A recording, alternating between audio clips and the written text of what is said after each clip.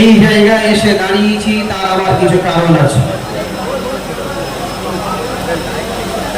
আজকের এই পশ্চিমবাংলার মাটি রবীন্দ্রনাথ ঠাকুরের মাটি, ঈশ্বরচন্দ্র বিদ্যাসাগরের মাটি, ফুরফুরা পীর আবু বকর সিদ্দিকের মাটি, বসিরহাটের আল্লামা রুহুল আমিন হুজুরের মাটি। এই মাটিটাকে আমরা তেনারা মজবুত করে দিয়ে গেছেন, আমাদের দায়িত্ব আছে এই মাটিটাকে সেইভাবে মজবুত করে রাখা। যেভাবে পশ্চিমবাংলার মাননীয় মুখ্যমন্ত্রী মমতা বন্দ্যোপাধ্যায়, অভিষেক ব্যানার্জি বাবু যেভাবে হিন্দু মুসলমান দলিত আদিবাসী সবাইকে এক জায়গায় দাঁড়িয়ে শান্তির বার্তা দিয়ে আসছেন, সব ধর্মের মানুষকে এক জায়গায় রেখে পশ্চিমবাংলার জমিনটাকে সাজাচ্ছে। আজকের ফুরফুরা শরীফ থেকে শুরু করে পশ্চিমবাংলার অলিতে গলিতে যেখানে যাবেন সুন্দর করে তিনি সাজিয়ে তুলেছেন। ফুরফুরা শরীফে তিনি অনেক কাজ করেছেন, তারকেশ্বরে তিনি অনেক কাজ করেছেন, গঙ্গাসাগরে তিনি অনেক কাজ করেছেন। আজকে বিজেপি নামক একটা দল, যে দল তাম ভারতবর্ষের জমিনে শুধু অশান্তি অশান্তি অশান্তি লাগিয়ে রেখেছে, আজকের এই পশ্চিমবাংলার কিছু সংখ্যক মানুষ তারা উঠে পড়ে লেগেছে সেই অশান্তিটা আজকের এই পশ্চিমবাংলার মাটিতে করতে হবে। তবে বাবু, এই পশ্চিমবাংলার জমিনে এটা চলবে না। এই পশ্চিমবাংলার হিন্দু মুসলমান দলিত আদিবাসী এক জায়গায় দাঁড়িয়ে পশ্চিমবাংলার মুখ্যমন্ত্রী মমতা বন্দ্যোপাধ্যায়ের হাতটাকে মজবুত করে দিচ্ছে। বিশেষ করে যারা আজকের এই জমিনে এই মাটিতে দাঁড়িয়ে বড় বড় কথা বলে গেছে, তেনাদেরকে উদ্দেশ্য করে আমি বলছি, আপনারা এই মাটিতে থেকে নিজের ঘরগুলোকে আপনারা গুছিয়েছেন, আজকে বাঁচার জন্য আপনারা অনেক কথা বলতে শুরু করেছেন।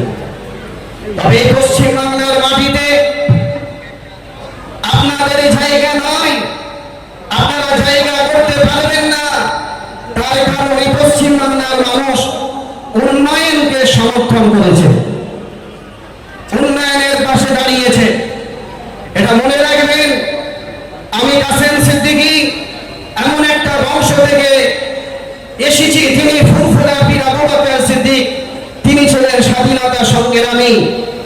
আমি লক্ষ্য করলাম এই পশ্চিমবাংলার মাটিতে, পশ্চিমবাংলার মাটিটাকে মজবুত করতে গেলে, হিন্দু মুসলমান দলিত আদিবাসীকে এক জায়গায় দাঁড় করাতে গেলে পশ্চিমবাংলার মুখ্যমন্ত্রীর হাতটাকে মজবুত করব। তাই আমাকে পশ্চিমবাংলার মুখ্যমন্ত্রী একটা জায়গা আমাকে দিয়েছেন। বিশেষ করে আপনাদেরকে আরেকটা কথা বলে দিয়ে যাই, যিনারা আজকের এই মাটিতে এসে সন্দেশখালীটাকে বেইজ্জতি করছে, তাম ভারতের জমিনে সন্দেশখালীটাকে তুলে ধরছে, আমার বিশ্বাস এই সন্দেশখালীর মাটি, সন্দেশখালীর মানুষ আগামী 26-এ তাদেরকে উপযুক্ত জবাব দিয়ে দেবে।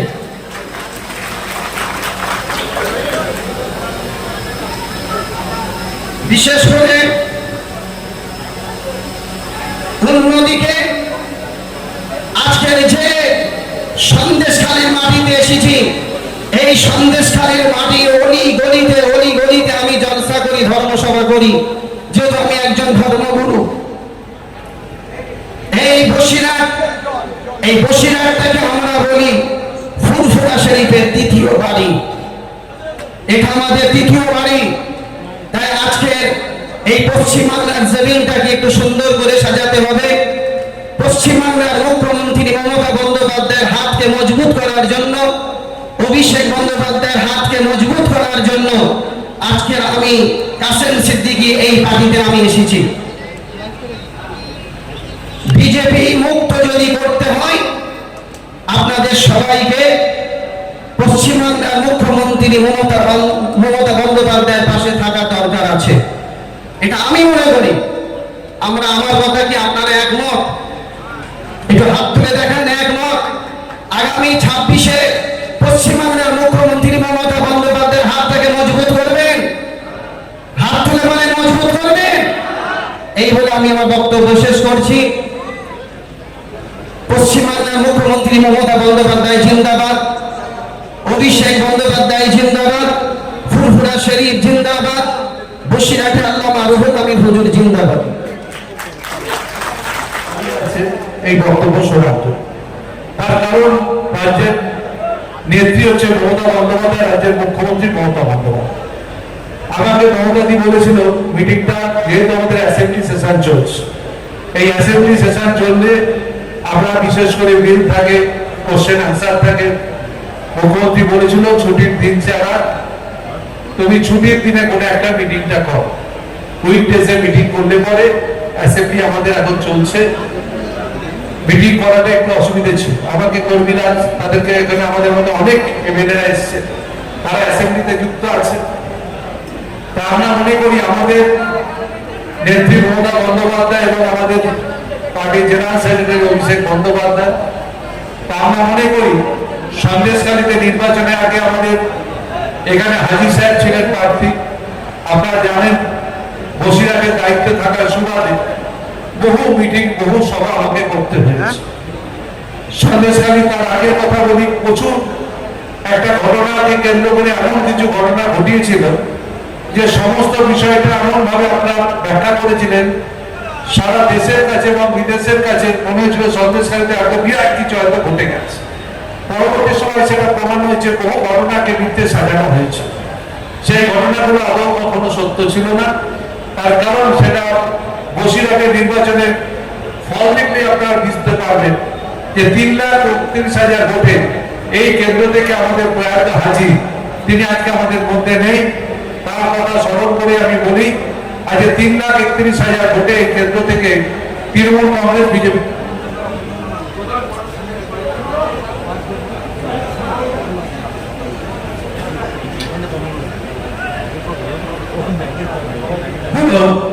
আপনারা দেখেছিলেন যে 3,31,000 ভোটে এখান থেকে তৃণমূল কংগ্রেস জিতেছে।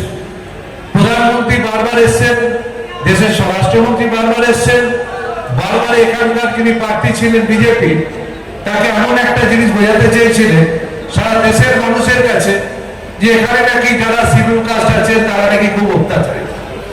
আজকে সেই যারা শিডিউল কাস্ট আছে, শিডিউল ট্রাইব আছে, একটু আগে বীরবা বলেছে, আমি মনে করি আমাদের এখানে যারা শিডিউল কাস্ট আছেন, শিডিউল ট্রাইব আছেন, যারা এখানে বসবাস করে, আমি মনে করি সব থেকে বেশি সেফ বাংলার মুখ্যমন্ত্রী মমতা ব্যানার্জির রাজ।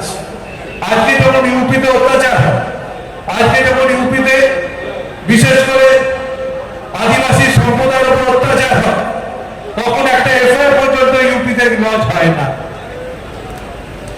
সে যখন তার কথা বক্তব্য রাখার জন্য যায়, তখন তার বাড়ির লোক ইউপিতে আমরা দেখেছি তাদেরকে সরিয়ে দেওয়া হয়।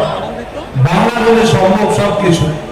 তাই আমি বলি এই বাংলায় এখানে যারা দলিত আছে, যারা পিছিয়ে পড়া মানুষ আছেন, গরিব মানুষ আছেন, বিশেষ করে বসিরহাট, আজকে থেকে আমি বসিরহাট করি না। 2004 লোকসভা কেন্দ্রের প্রার্থী ছিলাম আমি এই কেন্দ্রে, আমি বসিরহাট সেদিন থেকে জানি। পরবর্তী সময় অনেক এমপি আমাদের এখান থেকে হয়েছে। বসিরহাটে 2004 জিততে পারিনি, কিন্তু 2008 পঞ্চায়েতে আমরা খুব ভালো ফল করেছিলাম। তারপর থেকে নয়ের পর থেকে আর আমাদের ফিরে তাকাতে হয়নি। তাই এই মাটিতে যারা বসবাস করেন তাদের আমি মনে করি তৃণমূল কংগ্রেসের মাটি এখানে।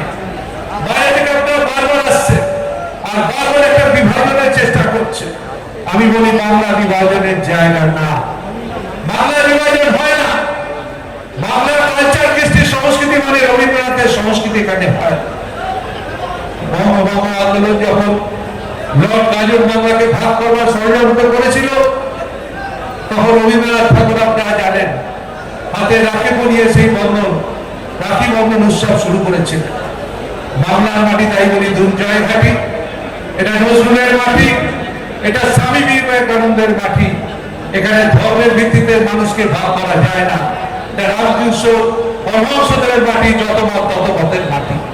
তাই আমি মনে করি যারা বিভাজন করতে চায়, যারা মানুষের ভাগ করতে চায়, যারা মানুষের লড়িয়ে দিতে চায়, আমি বলি এই বিজেপির বিরুদ্ধে আমাদের লড়াই জারি থাকবে।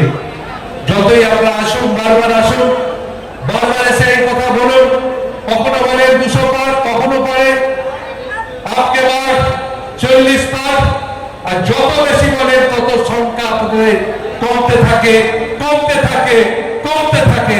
তার কারণ আমি মনে করি আপনাদের বাংলার মানুষ বিশ্বাস করে না, দেশের মানুষও বিশ্বাস করে না। তার কারণ যদি দেশের মানুষ বিশ্বাস করত তাহলে 273টা আসন আপনারা পেতে 240-এ আপনাদের রথ থেমে যেত না। 240-এর রথ থামিয়ে দিচ্ছে। তাই আমি বলি বাংলাতে যতই আসে, যতই বিরোধী নেতা সেখানে কুস্তা করুন, যত কুস্তা করবেন তত ভালো রেজাল্ট তৃণমূল কংগ্রেস করবে, করবে, করবে। বসিরহাটের 7টা বিধানসভায় আমি বলি এই মুহূর্তে যদি নির্বাচন হয় 7টাই পাবে, একটা কোথাও বিজেপি পাবে না। কুৎসা করা, মমতা ব্যানার্জির নামে গালি দেওয়া বাংলার মানুষ পছন্দ করেন না।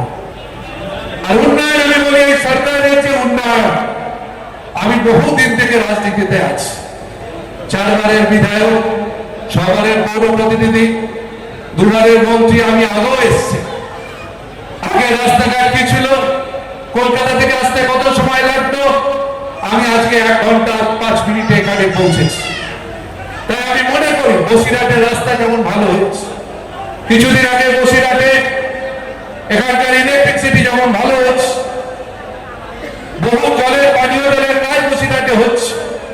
আর মুখ্যমন্ত্রীর ঘোষণা যে 2025-এর মধ্যে বাড়ি বাড়ি জল পৌঁছা। তাই বলি এই সরকার কিছুদিন আগে মাননীয় মুখ্যমন্ত্রী আমাকে বলেছিলেন, আমি সুকুমার মহোদয়কে বলেছিলাম সবাইকে জানিয়ে দেবেন, যখন মুখ্যমন্ত্রী এখানে মিটিং করতে এসেছিলেন তিনি বলেছিলেন খুলনায় এখানে 150 আছে, খুলনায় 30 শয্যা বিশিষ্ট ব্লক প্রাথমিক স্বাস্থ্য কেন্দ্রকে 60 শয্যা বিশিষ্ট ব্লক প্রাথমিক স্বাস্থ্য কেন্দ্রে রূপান্তরিত করেছে। কে করেছে? মমতা ব্যানার্জি করেছে। তাই আমি বলি, আমি যখন আসছিলাম প্রশাসনের থেকে একটা তালিকা দিয়েছিলাম যে সন্দেশখালীতে আমরা কি কি কাজ করছি।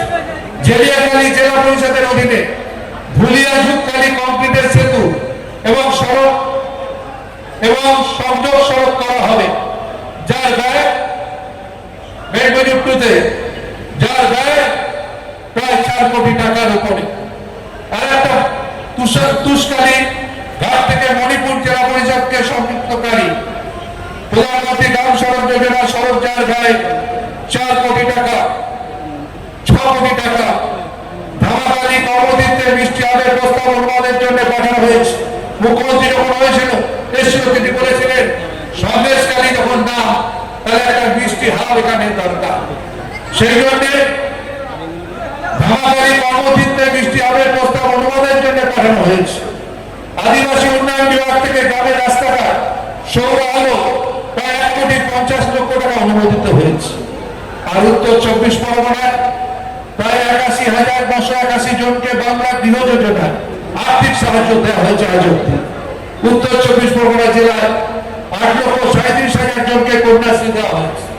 রাজ্যে প্রায় কন্যাশ্রীর সংখ্যা প্রায় 1 কোটি। রাজ্যে প্রায় লক্ষ্মী ভান্ডার প্রকল্পে 2 কোটির ওপর মানুষ লক্ষ্মী ভান্ডারের সহযোগিতা পায়। অন্য রাজ্য সম্পর্কে আপনারা বলেছেন অনেক বড় বড় কথা।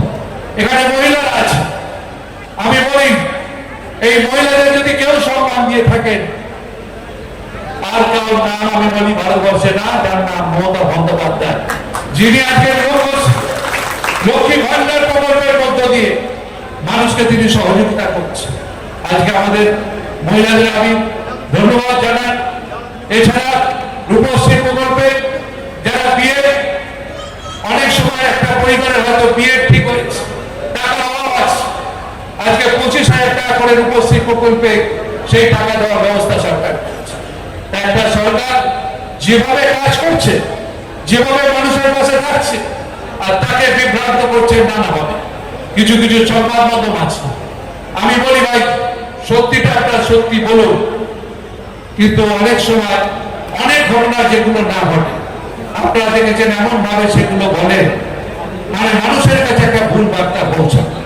আমি বলি নিশ্চয়ই সংবাদ যারা আছেন সবাই ভুল পরিবেশন করেন না, কিন্তু অনেকে এমন ভাবে বিকৃত করেন এক একটা ঘটনাকে।